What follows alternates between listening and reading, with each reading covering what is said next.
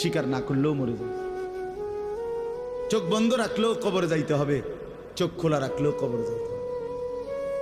কি বলে, রাজপ্রাসাদের মানুষটাও মরে যাবে, কুড়ে ঘরের মানুষটাও মরে যাবে। সুখের খাবার যার মুখে সেও মরে যাবে, ভিক্ষার থালা যার হাতে সেও মরে যাবে।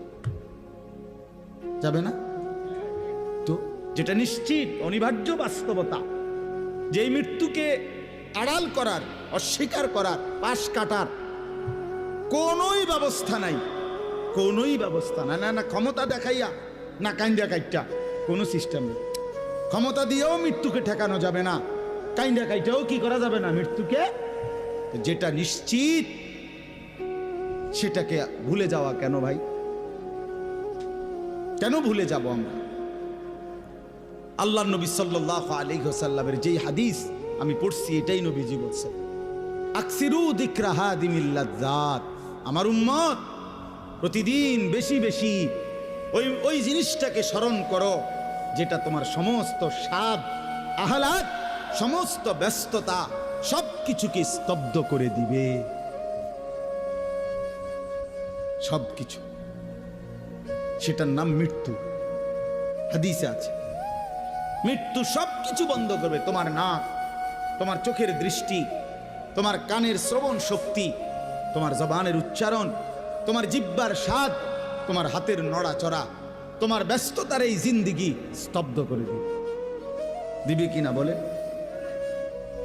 আমি অনেক সময় বলি, আমার প্রায় সময় জানাজা পড়তে গেলে মনে হয়, দেখবেন জানাজার নামাজেও মনে করেন 10:30 বাজে জানাজার টাইম দিছে, 10:30 জানাজা, 10:34 বাজে গেছে, 30-40 বাজে গেছে।